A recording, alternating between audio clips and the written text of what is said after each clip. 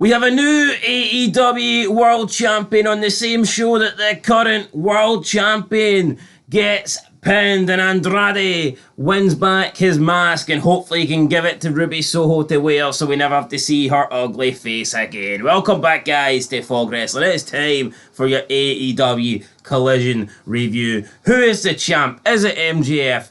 Is it CM Punk? Or is it none of them because the ratings are down the toilet? Yes, we'll have to find out who the champion is. I don't understand this angle they're going from AEW doing interim champions and then real champions and then CM Punk. CM Punk and MJF aren't even interacting with each other for this feud to work for me. It just doesn't make any sense. Like, I get it. CM Punk's on Collision. Collision needs a championship if there's going to be a brand split. But then you've got the actual world champion on the same show that CM Punk has unfurled this belt with X-Fruit. If MJF was exclusive to Dynamite, this would make sense. But now we've got CM Punk saying how he's the real champion and he's got this championship, and we literally have the real world champion from AEW on the same show. It just doesn't make a lot of sense to me. Even though they were different brands, so I mean, what are they going to call this title? The real world championship with the X-Fruit. But yeah, what you said makes total sense. They don't make any sense. Like, MJF's on the same show and it's like they don't even want to interact with that. But they'd rather do... I mean, you'd rather see Punk and MJF fighting for the undisputed world championship at Wembley than whatever shit show they've got planned. It just doesn't... And, like, so Punk... The fact that Punk is confronted during his promo and it's not by MJF doesn't make a lot of sense to me either. It's the one Ricky Starks, man. I mean, surely MJF should be offended. Surely MJF should have something to say about Punk saying that he is the world champion. Yeah, but no, nothing. He'd rather be with best buddies with Adam Cole. See, any time back in the day when they were in the draft or the brand split was coming together for a big show, see if someone came out and spoke about being the world champion, the champion for the other brand would confront them. And they'd be like, no, I'm the champion. I'm the man. I've got the belt that matters, bro. And it's like, then you look at the brand split when SmackDown gets the exclusive championship and Brock Lesnar is the official WWE champion and he's exclusive to SmackDown. Raw knows it needs to bring in a new title, so Bischoff brings back the World Heavyweight Championship. But what is the need for CM Punk to have this world title if MJF is working both shows? No need. See, see these shows, it doesn't fucking... See, I think the way I don't like the way WWE do it, where they have a roster for each show, but they just it's very loose and you can turn up whatever you want. I don't like that. But I think what Tony Khan's doing is even worse. He's got some guys that will only be on Collision, some guys that will only be on Dynamite, and then other guys that will mess around and be on whatever show. That might work right now, but let's say one of the Young Bucks, or let's say Kenny Omega wins the belt for MJF. Is that CM Punk fucked then? CM Punk can't feud for the title. What about the guys that are exclusive to Collision, like Andrade and Miro? Can those guys not get a title shot then because they can't... And you're never going to get, like... Kenny Omega on a Collision, so you can't lose it. You're never going to get Punk on a Dynamite. Like I said, if you've got the actual split in the roster, then yeah, it makes sense for Punk to have a world title. But Punk claiming to be the real world champion when we actually have the real world champion on the show tonight, and he's not bothered about the fact that Punk is saying that he's the champ, and not it doesn't. I don't know. I don't get this. I don't get it whatsoever. And you're right about the Should MJF not be offended? Should he not be like, what are you on about? I'm the AEW World Champion. Even though it doesn't look like it, even though MJF is too busy being best friends with fucking... What next? Are they going to arrive with best friends' mum in the back of the van? Yeah, they're going to be in the back seat. Is MJF's fucking mum going to pick up Adam Cole on the way to the arena? Like, what is this garbage? What is this garbage? But we have to kick off with garbage, because what happened? The kick-off AEW Coalition, man. Ladder match, Andrade versus World Trios Champion Buddy Murphy. Just for his mask on a... Who gives a fuck? I know, who cares? No, I mean, you can argue this mask doesn't even mean shit to Andrade. It's not like Rey Mysterio, where Rey Mysterio's mask actually means something. Andrade's walking about wrestling without his mask on. He fucking... Even when he has his mask... He takes it off before his match. Yeah, surely these stipulations would mean more if it was like, here... Kane. Yeah, no, if you lose, you lose the mask. Rather than here. See, we all know what your face... Imagine Ray lost his mask in a ladder match. It would mean something. Yeah, but how shit would it be if his mask was on the ladder and we already see his face? Yeah, exactly. So imagine Kane, mask on a ladder, a pole match, whatever. Vince Russo style, mask on a pole match, but we already see what Kane looks like, so what's the fucking point? Yep, in this match, you know, the psychology's dead. The setting up of spots is so obvious. But Andrade doesn't give a shit. The guy wrestles without his mask anyway. He never wore his mask in WWE. He very rarely wears it. It's more like a spot for his head. This is like Triple H losing his bottle of water. He doesn't really give a fuck about it. It was just so Terminator mask. It's just so he could take a drink and spit it into the crowd. Yeah. It's not a big deal. It's all about the game. And if you play it... It's all about the water and how much you can drink. It's all about spitting it into the crowd. Give them all my diseases. Because I am the game and I like to spit it. He did a parody entrance during COVID, didn't he? Where he went to spit and he didn't. Pathetic. I know, it's embarrassing. Anyway, guys, this match is embarrassing. Sunset. No, I know it's embarrassing. See if Triple H actually done that. I bet he'd got all these people trying to get a lawsuit. Yeah. Oh, it's COVID. He spat on me. Like, Triple H's spit isn't what you need to be worried about. It's getting your wee 5th and 6th and 7th facts. Anyway, let's move on. Aye, and I'm not talking about FAX, I'm talking about FAX, brother. But anyway, this ladder match, like I've been trying to spit out for the past 5 minutes, just had spots that were so obvious. You've got...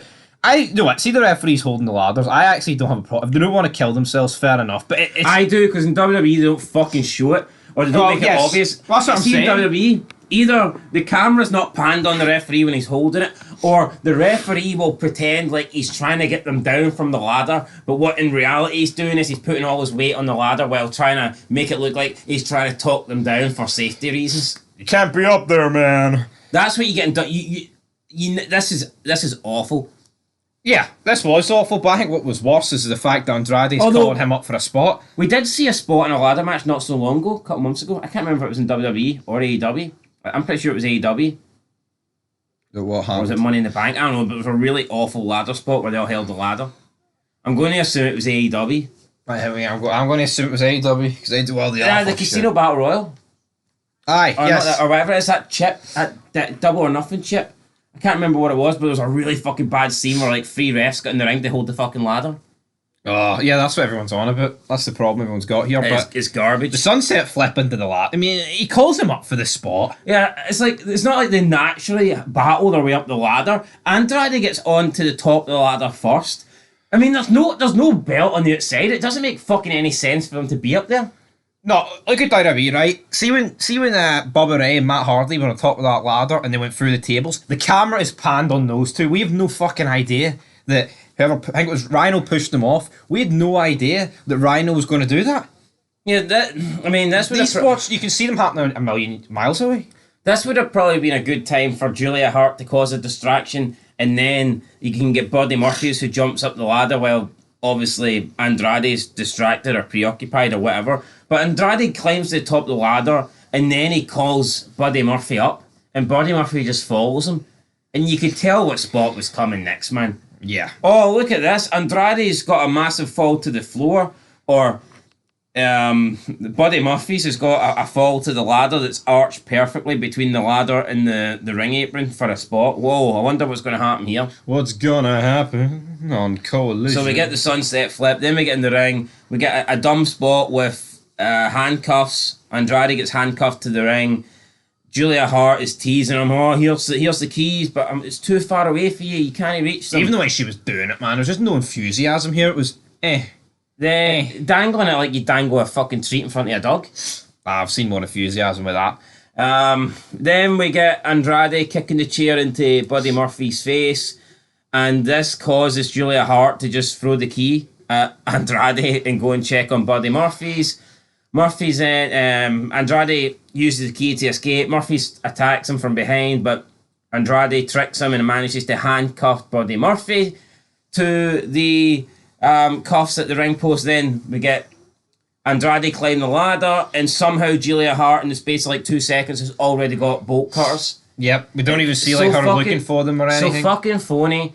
It's literally she knew they were there, and literally they just got pulled out for this spot. It's just nothing organic about this. Yeah, it's almost pull out a toolbox. It was literally just she had them. It's almost as if they just spawned out of nowhere. Aye. Can we not see her look for them? Can we not, like you said? Can we not see the Can we not see the toolbox? Can we not see anything like that? Like look at in the past. Remember, I'm trying to think Legacy. I'm trying to think Legacy versus DX.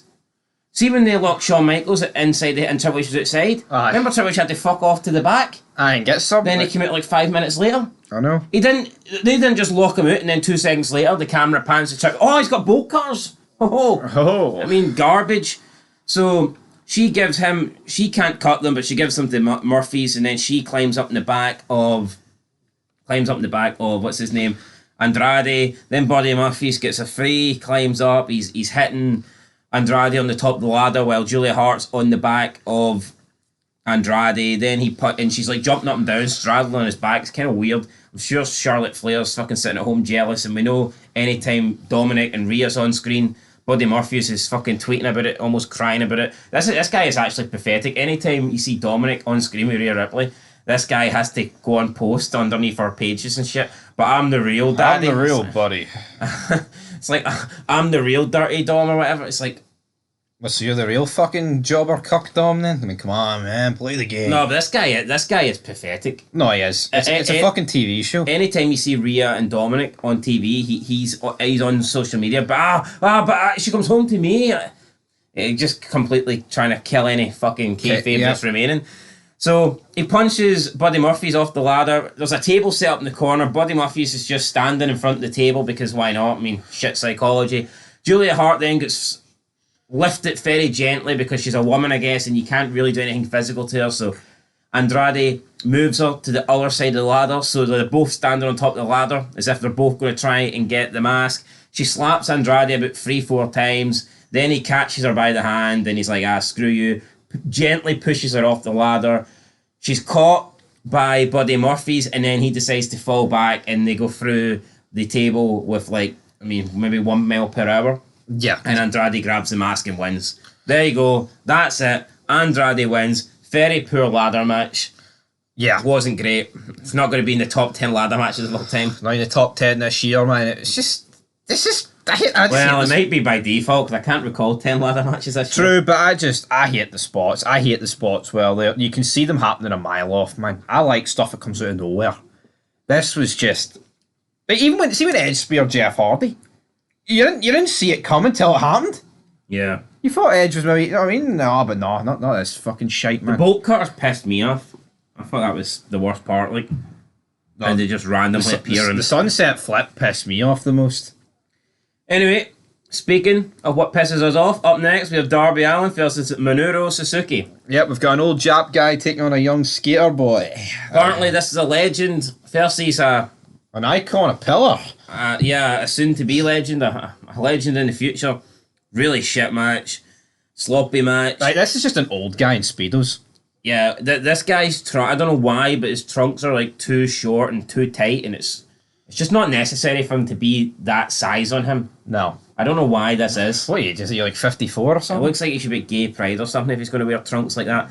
Anyway, coffin drop, Darby Allin gets caught by the sleeper, then he rolls through and manages to get the free count while Suzuki had the sleeper in. So Darby Allin wins, I guess, but I mean, he got lucky. That's the moral of the story. Why does he... Right, if Darby Allin's that good and that over, why does he need to get lucky against this guy? Some bum for Japan that no one knows. And Darby Allin's supposed to be a fucking pillar. And he had to scrape past an old man with no physique. Honest, this guy looks like the old guy for Squid Game. Although I think you could argue if this guy's a Japanese legend, why the fuck's he losing to Darby Allin? Now, well, what's a Japanese legend, though? I mean, they're all shite. I think anyone can be a Japanese legend. Just pick, yeah, literally. Hey, you were in the Tokyo Dome? Welcome, buddy. I mean, see Dave Meltzer. Dave Meltzer could give you 5 stars, and it doesn't mean shit, because now he's dishing out 7. So if you have 5, well, yeah, you're shit. Your match was shit. We then got Suzuki grab a chair, but he didn't do anything with it. Christian Cage appeared on the big screen. Cage mocked Allin, said he has a title shot coming up at All Out. We didn't get to see this, though. He says that he seems distracted by Fox and Swerve Strickland. Cage says this title was never meant as much as it does now, and much more when Allin had it. And he said he threatened to send Allin back to Hot Topic and promised Allin that he would never touch this title again. Not sad though, I could see Chrissy losing this match easily. Even though the guy just scraped past Suzuki, but Christian deserves more than this fucking belt. I mean, at least last week we had him in a match against Punk. I actually felt like a decent main event. Why is Christian the mouthpiece for Luchasaurus? Even though he's like the one defending the belt now, but come on, what's going on? So I assume, well, we don't, is it going to be Christian versus Darby Allin, or is it going to be Luchasaurus versus Darby Allin? I think it's going to be Christian, the way he's worded it. The promo here, it sounds like it's going to be... Yeah, but he calls himself the champ, even though it's Luchasaurus, so I mean, I wouldn't really go by his wording. Very true. Christian, he just deserves better, though. Wrestling his wee shirtless turtleneck. We got a video package for Shida versus Tony Storm on Dynamite 200. Don't really care. Dynamite. I mean, 200 episodes of Dynamite, and what have we had? Where's all the memorable moments? Where are they? Now, granted, I will say, it's not like WWE's created that many memorable moments. Yeah, in like the past 5 in the past 200 years. episodes, so... Oh, they haven't, like, but I mean, this is a new show. And listen, people will say, oh no, the Judgment, the Bloodlines had so many big scenes. I mean, but how many memorable moments? As I said in SmackDown, what have they done? Look at the attitude there. You get people getting run over, thrown off bridges, through cut. What have the Bloodline done outside of the ring? Every promo's in the fucking ring. I'm not saying they've had some good promos, like, but in terms of like, wow, holy shit, like top shocking moments. What is the Bloodline done that's going to Jey Uso attacking Roman Reigns, Sami Zayn attacking Roman Reigns? Like, where's the spear through the Titantron? Where's the spine buster on the car or something? I'm not even thinking that. I mean, but there's just nothing. Like the cement truck, DX Express. Where's the? I don't see the standout moments. I don't see the epic moments. I haven't seen them create anything. They've had Sami Zayn, they've had Usos turn on Roman Reigns. Good for them. Yeah, and it's just it felt like the same thing with different people. Anyway, and plus you all knew that was coming. You know what I mean? It was like a mile away. Come a mile away.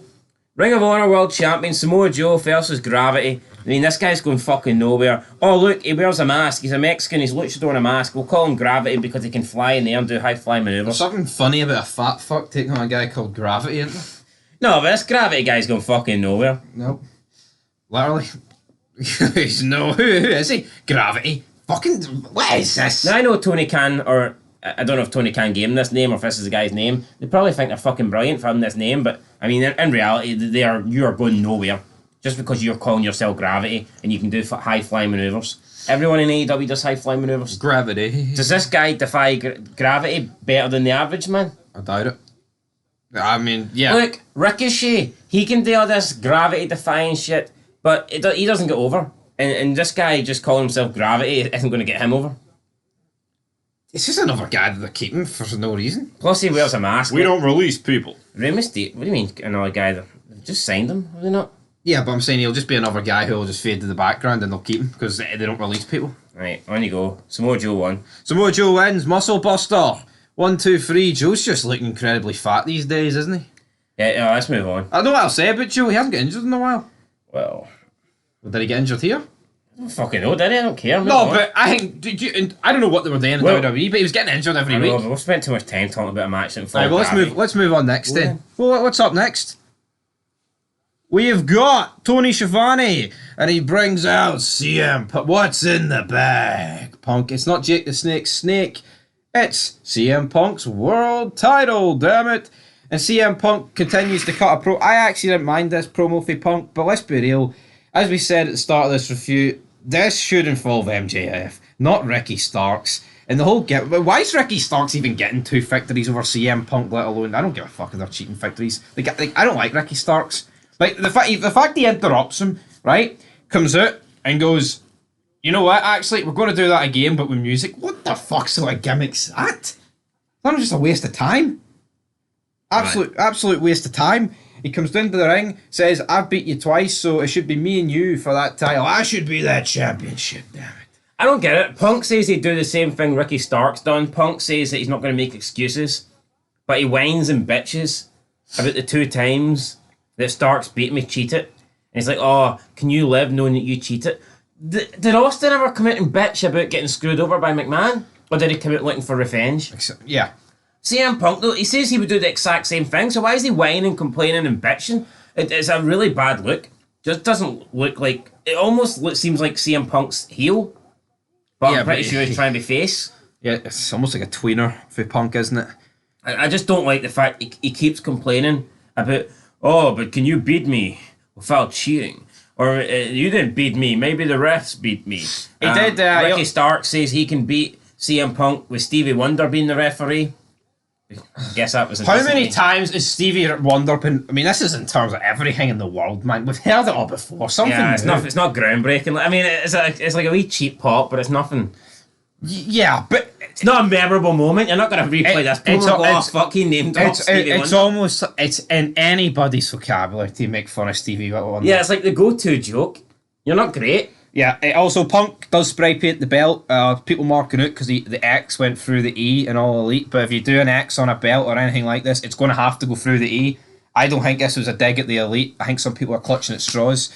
Like that's the way crosses go. Dave Meltzer will probably take this as a fucking article and try, CM Punk with the latest dig at the Elite after they put it to bed. Well, when you're charging $12.99 a month, I guess you need to try and make anything news-worthy that you can. Davey boy, you little bastard. It's like, you compare this belt to the belt that the NWO spray painted and it just looks shit, doesn't it? It does look shit. It does. Why do belts look shit? It's not just AEW, it's all belts, man.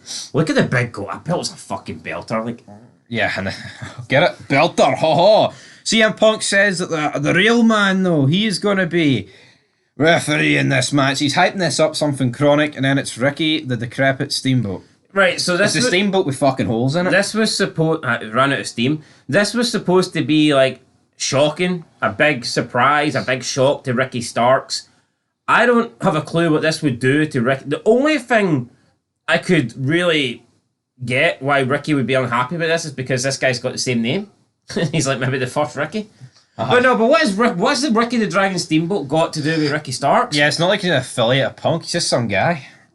Like if this was Punk bringing in, what's that guy? Ace Steel? Not Ace Steel. Is it Ace Steel? No, the guy got fired. Aye, if it was him, all right, yeah, because he's close to Punk. But yeah, it's just some old guy. What does Ricky the Dragon Steamboat? How does he factor into? Yeah, it's not like he's brought out Earl Hebner. He's like, this guy's the greatest. He's crooked. Montreal. Aye. Oh. Yeah, but he's brought in a guy the to Chicago referee. Screwjob. No, but he's brought in a guy to referee a match that will probably be worse than normal referees. So it's not like it's cleared up Punk. Yeah, they're just trying to hype up the real championship on the lit. It makes no sense. Punk thinks that referees have beat him twice because they've got decisions wrong, but they're going to bring in a referee that's not a referee and is more likely to get decisions worse. Yeah. Like the only time this works is when it's like you need someone to keep the fucking peace. But nothing's been happening with Ricky Starks and CM Punk. It's not like, this can't be contained, refs can't control them, they've been killing each other, we need a strong referee. That's when you call in the special guest referee. That's not happened. It should be like a case of, here, I'm calling in Ricky the Dragon to be the enforcer for a last man standing to make sure there's no... Or if they need good decisions, like, right, Mike Chioda. Mike Chioda. You know, you bring in somebody that's fucking been doing it. But you bring in Ricky the Dragon Steamboat, who's not a referee, when Punk's problem is the referees have been making mistakes. Come on, man. What's that all about? Doesn't make any sense, and nothing about this company makes any sense. Up next, we had Mercedes Martinez. Did you want to add anything? No, I just said it doesn't make any sense. Mercedes Martinez versus Kira Hogan. Martinez won. I mean, who cares? Mercedes Martinez, another big, physical, masculine chick that looks like a dude. Nah, no interest in. When I hear the name, I think of Sasha Banks just because it's got Mercedes in it. That's all I've got to say about the match. After the match, Mercedes kept her submission in. Chris Statlander came out to make the save, and I guess we're going to get Statlander versus Mercedes Martinez at All In or All Out or whatever it's called. Damn. And then, our main event of the evening. Have we talked about the trios match yet? What trios match? The Guns and Juice Robinson. Fuck that, I don't care. He doesn't care. FTR World Tag Team titles are on the line. MJF and Adam Cole, bye-bye. They're wearing the wee matching singlets because they have to hide Adam Cole's fucking flab. And I tell you what, could they put one on the FTR? Because they have just got stomachs on them. See, anytime they're bending over, man, the flab is scraping off their fucking knees. See, when MJF has by far the best physique in a match, and it's by far is not an understatement. Yeah, see when he's got like a body that's 10 times better than the next guy, and there's 4 people in the match, I think you're in trouble because I'm not saying MJF has a bad physique. He doesn't. A pretty good physique, especially for AEW standards. But the guy's not jacked. He's not fucking massive. He's not. It's not like we're saying here this is Brock Lesnar who's got a 10 times. I mean, this guy is like, what, 5'10", 5'9"? Yeah. He's got a decent physique, but he's not overly big. Yet, he looks like... he is the only guy in shape in this match, make no mistake about it. Yeah. They're all roughly... I mean, MJF and the two members of FTR, they're roughly the same size in terms of body mass and shit, but MJF's muscle, and these guys are fucking flab. No, I hear about this match, so, right, there's a super kick at the start of the clip, and who's the commentator? The main guy? The English dude? No, not Nigel, the other guy. Anyway, whoever it is, I don't care who he is. He marks out about a super kick, and I mean he's, the super kick! Right, and also they were marking it earlier about, during the break we were counting how many abs... what's that guy called? Jay White. How many abs does Jay White have? So they're marking about his abs in the super kick. And then see when the end of this match comes, there's nothing. It's fucking dead. MJF's just been pinned. Oh, MJF's been pinned. Didn't see that coming. They're trying to make a big deal out of it, but they're not selling you as if it's a big deal. Like, I'm sure when Roman Reigns gets pinned, well, when he did get pinned, it was a big deal. MJF gets pinned, it's nothing. I mean, I thought the end of this match was a botch, but then again, I think for the ending, for him to get pinned would only have made sense with a roll-up. But I feel like when they went for their move, FTR, it was a complete fucking botch. But I think that might have been what they were going for. It wasn't a botch, it just didn't look good. Yeah, well, botch not look good, that's what happened. MJF gets pinned. FTR retain their tag titles. I think most people thought this would happen. Then we think the inevitable split is happening. Cole's like, it's alright. Mike Jacobs like, no, he's not it. Cole, I lost the match. And then Cole goes to the corner. MJF gets his belt. He's like, it's alright. You can hit me. MJF's crying. Do what you gotta do. Stay with him. Change the fucking channel. This is... Well, what the damn... They've cut the fucking balls off this guy. Why the hell would Adam Cole be like, right, you know what? We've lost it in the tag team titles, but fuck it. I'll just turn my back and let you beat the shit out of me. Yeah. Like, come on. It's like... It's almost like you're watching Dexter and Adam Cole's Harry and he's like, oh, come on, Dexter, I know you need to do this. I know you need to kill people, so kill me. Take out and like, what the fuck?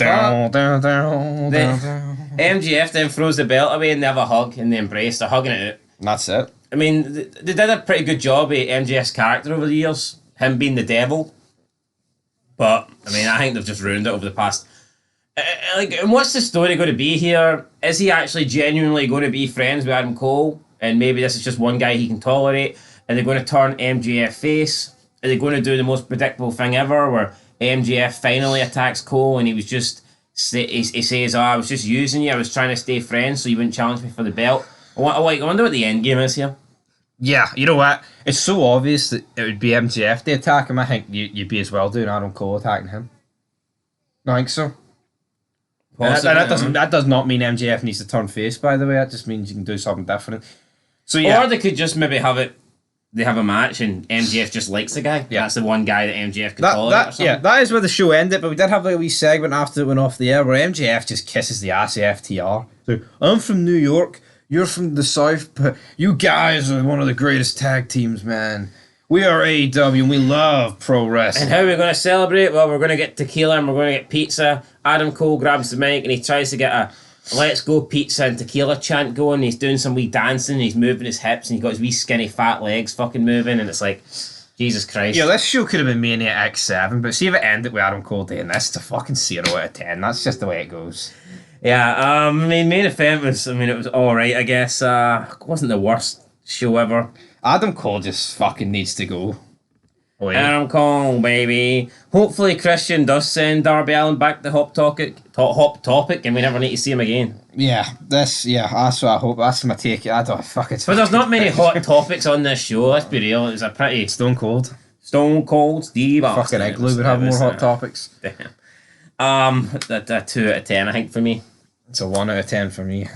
I like the Punk promo, even though it didn't make any sense figuring out Ricky Steamboat. But the rest of it's shite. It's just who cares? A ladder match that... I mean, I will say this about WWE. I feel like when they give you a ladder match, especially on like Raw, it feels a bit... There feels something to it. There's substance. When was the last time we've seen a ladder match on Raw or SmackDown? I think... Was it Owens against Shane on Fox? That did feel big. Like, you remember... you remember King against The Miz? Even though it's fucking 90-year-old Jerry the King Puppy Lawler, but I mean, you remember, what's this? Come on, man. Anyway, it's 1.5 out of 10. What's the next show? Raw? Monday Night Raw. Monday Night Raw. Oh, actually, Great American Bash tonight. Oh, I forgot about it. Oh, NXT. What are you looking forward to the most about it? Absolutely nothing. So until then, guys, make sure you check out, because we need the views. Check out the gaming fids, because they need some love. Don't they? Why? They need all the love, baby. But anyway, 1.5 out of 10. Peace.